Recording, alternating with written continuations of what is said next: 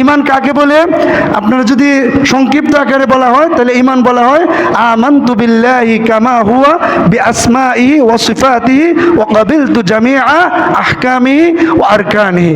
আমানতু বিল্লাহ, আমি আল্লাহর উপর ঈমান আনলাম, বিআসমাইহি, তার নাম সমূহ সহকারে, ওয়া সিফাতিহি, এবং তার গুণাবলী সহকারে, ওয়া ক্বাবিলতু জামিআ আহকামিহি, তার যত হুকুম আহকাম আছে সবগুলোকে আমি কবুল করে নিলাম, ও আরকানিহি, যত বিধিবিধান আছে সবগুলোকে আমি মেনে নিলাম। এটার নামই হলো ঈমান। এটা হলো সংক্ষিপ্ত আকারে।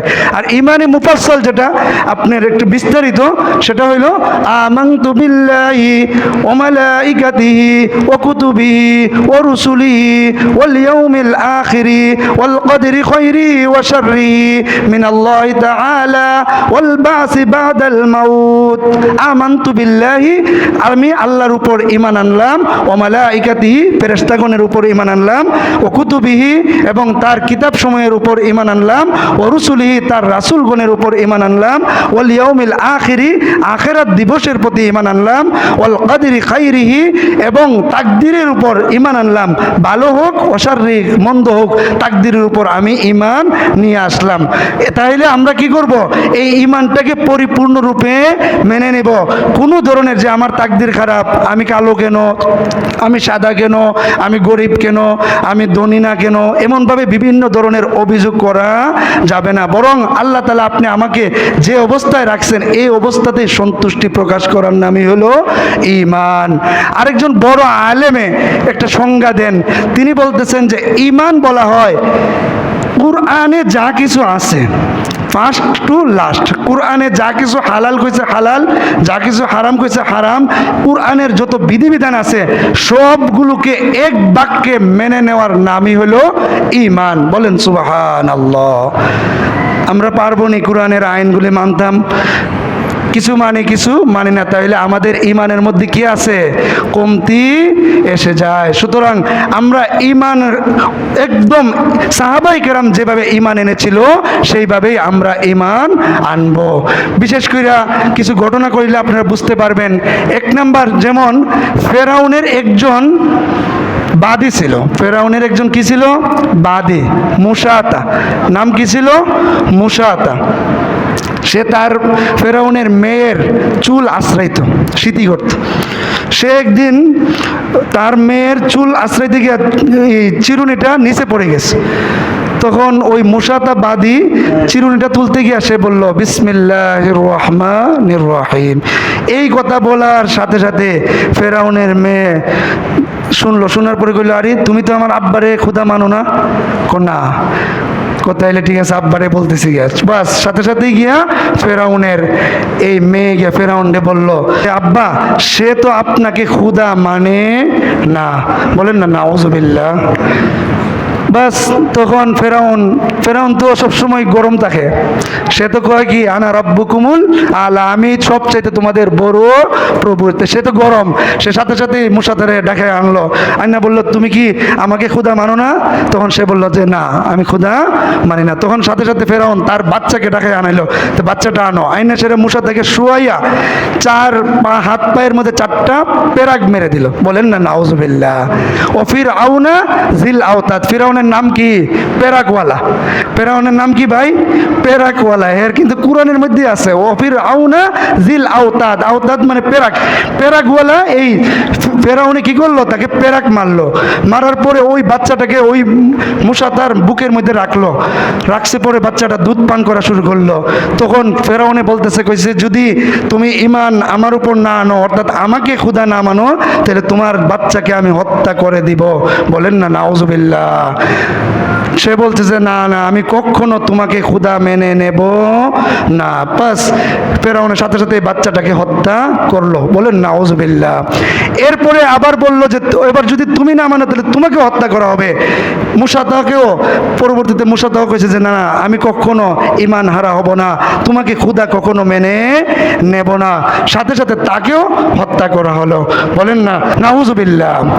তো মৌতকে তারা মনে করে কি, ফেরাউনে মনে করতেছে যে মৌতটা হয়েছে শেষ, আর যারা শহীদ হয় তারা মনে করে কি যে মৌতটা হয়েছে যে শুরু, জান্নাতের জন্য, চিরস্থায়ী জান্নাতের জন্য শুরু। কবি বলেন, মৌত কো সমঝায়ে জাহেল ইখতিতামে জিন্দেগি, দর হकीकत मौत है इब्तिदाए जिंदगी, मौत को समझाए जाहिल इख्तिताम जिंदगी, दर हकीकत मौत है इब्तिदाए जिंदगी, सुबह दवामे जिंदगी। মৌতকে সমঝায় জাহেল, জাহেল যে মূর্খ সমাজ যারা, তারা মনে করে কি মৌত মানে মৃত্যু মানে শেষ, আর কোনোদিনও কি হবে না, আর আসবে না, আর কোনো ধরনের বিচার টিচার নাই। অথচ দর হাকিকত মৌত হে সুবহ দাওয়ামে জিন্দিগি, জিন্দিগির একটা শুরু হচ্ছে। বলেন না সুবহানাল্লাহ। তাইলে মুসাদা এটা বুঝতে পারছে যে কোনোভাবেই এটা আমি যে শহীদ হচ্ছি এটা কোনো শেষ না, আমার সুন্দর একটা জীবনের শুরু। বলেন না সুবহানাল্লাহ। এমনইভাবে ফেরাউনের যে স্ত্রী ছিল, রানী ছিল, রানী, সে রানীর ব্যাপারে সে একদিন সংসদে কইয়া বইল, শুনছনি তোমরা, সংসদের অধিবাসী যারা আছে, মন্ত্রী পরিষদ, এদেরকে বলল যে এই তোমরা শুনছনি, কতটুকু আশ্চর্যের বিষয়, মূসা তো শুধু নেতাগিরি করে নাই, সে তো নেতাগিরি করতে করতে সে আমার ঘরেও প্রবেশ করে ফেলেছে। কি করছে? সে তো আমার স্ত্রীকেও তার দলে বিরাইয়া নিছে। অর্থাৎ আমার স্ত্রী তো আমার কথা শুনে না। সে তার মন্ত্রিসভাকে বলল যে আজকে যদি আমার স্ত্রী আমার কথা না শুনে তাহলে তাকে আমি ফায়সালা করে দিব। বলেন না নাউজুবিল্লাহ। বাস সে সংসদ থেকে বের হইয়া তার স্ত্রীকে ডাকায় আনছে, কাঠগড়ায় দাঁড় করাইছে আসিয়া আলাইহিস সালামকে। কাঠগড়ায় দাঁড় করাই বলতেছে, হে আসিয়া, আমার স্ত্রী তুমি, তুমি এক কাম করো, আমাকে রব খোদা মেনে নাও, আর না হলে তোমাকে আমি হত্যা করব। আসিয়া বললেন যে না, কোনোভাবে আমি ঈমান ছাড়া হব না। বাস শুরু হয়ে গেছে আসিয়ার উপর নির্যাতন। নির্যাতন করতে করতে তাকেও একই অবস্থা, শুয়াইয়া পেরেক মারা শুরু করছে। পেরেক মাইরাও বলছে যে যদি ঈমান না আনো তাহলে তোমাকে হত্যা করে ফেলবো। তখন আসিয়া আলাইহিস সালাম তিনি ওনার জামার কাছে সারেন্ডার না করে উনি বলছেন, আল্লাহর কাছে তিনি বলছিলেন, এক আয়াত দ্বারা প্রমাণিত, উনি আল্লাহর কাছে বলছিলেন যে আল্লাহ, ফেরাউন থেকে এবং ফেরাউনের এই সম্প্রদায় থেকে আমাকে মুক্তি দিয়া জান্নাতের মধ্যে একটা ঘর তৈরি করে দেন। বলেন সুবহানাল্লাহ। আল্লাহ বলেন, ওয়াদারাবাল্লাহু মাসালাল লিল্লাযীনা আমানু ইমরাআতা ফিরআউন ইয ক্বালাত রাব্বি ইবনি লি ইনদাকা বাইতান ফিল জান্নাতি ওয়া নাজ্জিনি মিন ফিরআউনা ওয়া আমালি ওয়া নাজ্জিনি মিনাল কওমিজ যালিমিন। আল্লাহ তাআলা এই আয়াতের মাধ্যমে অর্থাৎ আসিয়া আলাইহিস সালামের মুখের ভাষাটা বলতেছেন। আল্লাহ বলতেছেন ওয়াদারাবা, আল্লাহ উদাহরণ দিচ্ছেন, মাসালা দৃষ্টান্ত দিচ্ছেন যারা ঈমানদার তাদের জন্য, ইমরাতা ফেরাউন, ফেরাউনের স্ত্রীর। সে বলেছিল কি, ক্বালাত রাব্বি বিনিলি ইনদাকা, সে বলেছিল রব্বি, হে আমার প্রভু, ইবনিলি, আপনি বানান আমার জন্য আপনার কাছে জান্নাতা, একটি জান্নাত বানিয়ে নিন, ওয়ানাজ্জিনি মিন ফিরআউন, এবং ফিরআউন থেকে আমাকে মুক্তি দিন, ওয়া আমালি, এবং তার অসভ্য কর্মকাণ্ড থেকে আমাকে মুক্তি দিন, ওয়ানাজ্জিনি মিনাল কওমিজ যালিমিন, এবং জালেম সম্প্রদায় থেকে আমাকে আপনি মুক্তি দিয়া দেন। বলেন সুবহানাল্লাহ।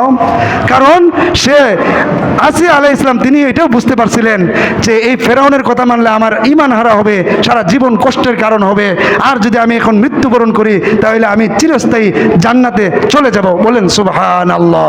মौत को समझाए जाहिल इख्तिताम जिंदगी, दर हकीकत मौत है सुबह दवाम जिंदगी।